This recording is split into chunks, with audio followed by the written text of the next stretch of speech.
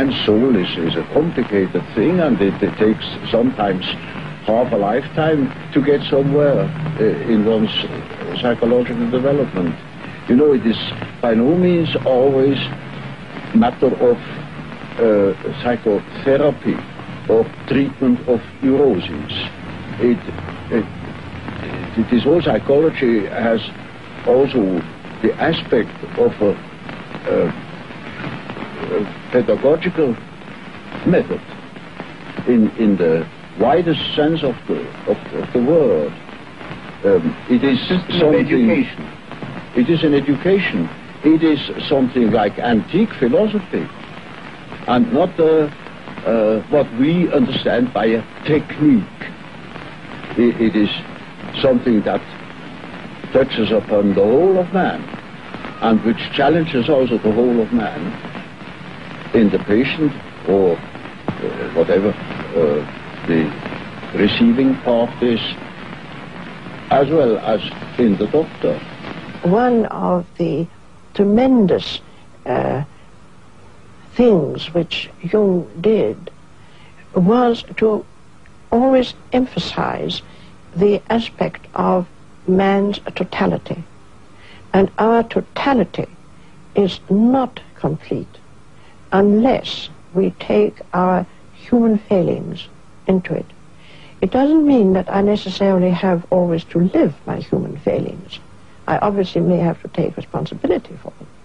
But they are not only part of me, but they are part of every human being. That is to say, it is part of man. Consciousness is one factor, and there is another factor, equally important, that is the unconscious, that can interfere with consciousness any time it pleases. And of course, I say to myself now, this is very uncomfortable, because I think I am the only master in my house, but I must admit that there is another somebody in that house that can play tricks. And I had to deal with the unfortunate victims of that interference every day in my patients. Analysis, proper analysis, particularly Jungian analysis, begins and ends with conscience. That is, that you take responsibility, that you take into consideration all those manifestations which so far have remained in the unconscious. In other words, you are not conscious of. And if you start taking the responsibility for those manifestations, like shadow qualities and whatnot, then this is a very strong test for your conscience, isn't it? And so, I mean, you have to only have to think of the beginning of psychoanalysis. I mean, it took an enormous amount of moral courage to face these facts, which so far have not been considered or repressed. I felt that Jung should tell me what I should do, whether I should write a book, whether I should get a divorce, what I should do. And he wouldn't. And so I got mad at him. And I said, why is everybody so mean to me? And he said, why are you so mean to everybody? So I stormed out. And you got what I said there. I said to him, why is everybody so mean to me? And he said, why are you so mean to everybody? That was the trigger point. I was gone for years. And I wrote him, oh, I don't know. Every now and then I'd sit down at the typewriter and write him what a son of a bitch I thought he was. How when I first got to Europe, everyone thought he was a charlatan. I thought he was too. And I didn't, he was the most conceited, vain man. And I really had a great time. And you sent all these letters? Sent the letters, of course I did. And I thought, I hope he drops dead of a stroke. And I felt very good. I just felt fine. When I can get mad, I can lose 5 pounds just by getting mad. It's just the adrenaline goes, and I just think, it's the opposite of poor little me. And if I don't care, let it all go and stuff it up. I don't care what happens to me. And then what a jackass you. And suddenly I realized, surely he really did it. And so I phoned Miss Schmidt, Fräulein Schmidt, and asked if I could have an appointment. And she laughed and said, "Oh, yes," she said, "Professor Jung told me to save some time for you. He thought you'd be calling shortly." And sometimes he'd be quite unfair to one. And he'd tell me, at the club, for instance, he'd go and something speak horrid to people. And then he'd go home saying, "Now, wasn't that nasty of me? I really spoilt their weekend and saw things on Saturday evenings." But when they next came to analysis, he found that that particular nastiness was exactly what they wanted, what they needed. I really got more from Jung when he hit me over the head than any other time. I don't mean literally. He had very small eyes, and when he looked through those little eyes, or usually over the top of his eyeglasses, you knew that he was looking at something that you couldn't see. And what came out was usually some very simple fact. It wasn't any aura or any great message that came back from the beyond. It was something about your ordinary life or the ordinary situation. I described a party where I felt the shadow got loose, with Jung in the center of it, where they threw a knotted towel from one person to another around a circle. Jung kept this thing going almost beyond endurance, and I fell down and broke my glasses, and somebody else skinned a knee, and at the end of the party we were all in shambles. But this was characteristic of Jung's intolerance of persona. He was so afraid that the party would stick on a polite persona level that he engineered it to bring out the shadow. And in the end, we all had a marvelous time. We all got drunk, and it was it ended very happily.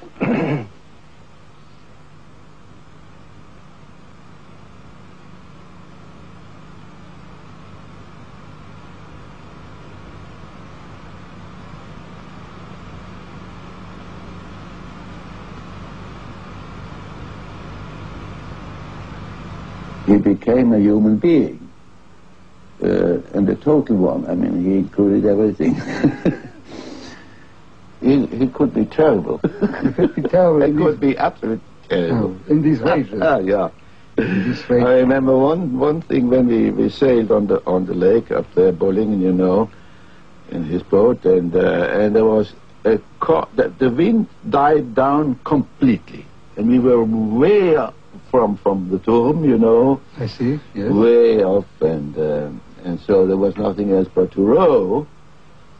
Uh-huh. And I was an old sailor, and you know, I knew how to row, indeed, better than he did, as a matter of fact. And was young. So I went and rowed, and he started criticizing me for every single part of a movement I made with those rows, you know.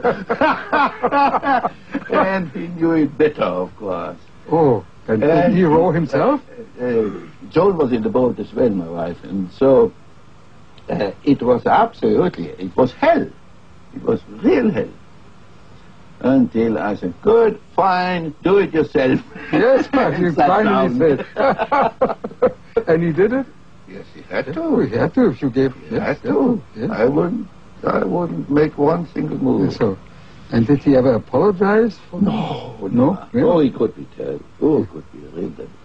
When I was his secretary, he grumbled at me with a very loud voice, and he didn't like when I took it personally, so I took it, and sooner or later there was a big and very beautiful, how do you say, Belohnung, recompense, a compensation. He compensated it. He knew exactly what he had done, and then one was rewarded if one could stand it, and if one didn't took it personally. You see, he was so burdened by his ideas and by people outside and his inner figures, So I understood it quite well. He had to have a let out, was heißt ventil. Ventilate. And went out. The steam has to go out. Yes. And it sometimes came out on you. Yes. You were there. Yes, why not? Yeah. The personal shadow is the personal shortcomings of things which every human being could be conscious of, which is not archetypal. For instance, such things as greed for money or jealousy, inferiorities which everybody has, but prefers not to know about. If one is jealous or if one is suddenly possessed by wanting money or so on, one could know about it if one is honest with oneself. But the collective shadow has to do with the dark side of the archetype of the self. That means it's the shadow of the God image. In the Christian tradition, it would be the devil. And that has always been personified and felt as something which has not to do directly with the human being. I mean, if somebody is possessed by the devil, he's much worse than just, he's not human, it's demonic. And but on the other hand, generally that merges. First you have this area of dim, dark side, and behind it lurks the other. I, for instance, seen that when Germany went to the devil in Nazism, people fell into it through their personal shadow. For instance, they didn't want to lose their job because they were clinging to money.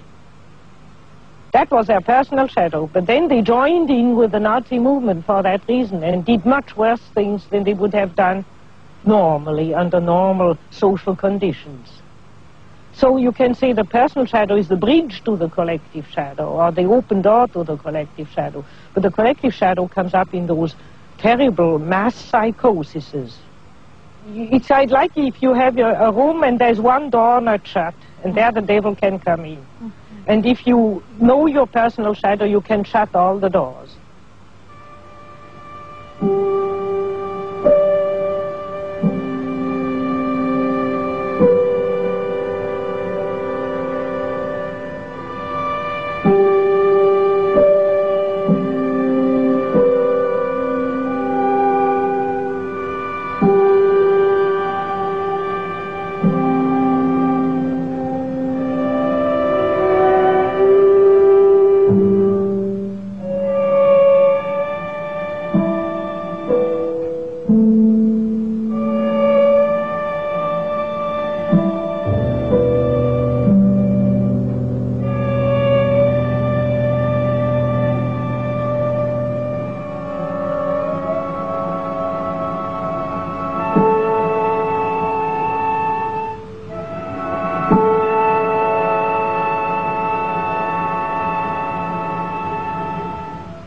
I think that it's quite an important fact historically that there were very few of us that intentionally became analysts.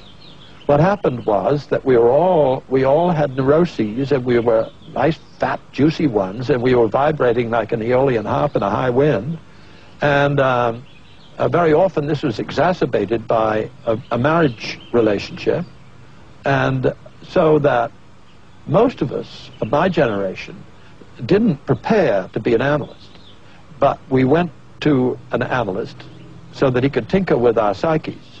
And somewhere along the line we'd say, wouldn't it be peachy if I could be one of those too? I have to remember our first appointment, because Joe and I went together, and he talked right over the top of my head to Joe, arranging my appointments. And I finally said, well, where do I come in? And he said, oh, that comes later. And I'll never forget that. Jane and I arrived in Zurich in 1932. We had a very deep bond between the two of us, but we also were very dissimilar. And so we got into horrendous clashes and crashes. We just were anxious to get something that would give us some tools to work with so that we could resolve these clashes. I was not so enamored of him at first. I thought the way he talked. Oh, no, it was his writing. Of course, it was very intuitive writing, and it wasn't my dish. And I kept thinking, who the hell does he think he is? You know, how does he? How do you know what he's saying? I mean, how does he know what he's saying is right? And I was really very resistant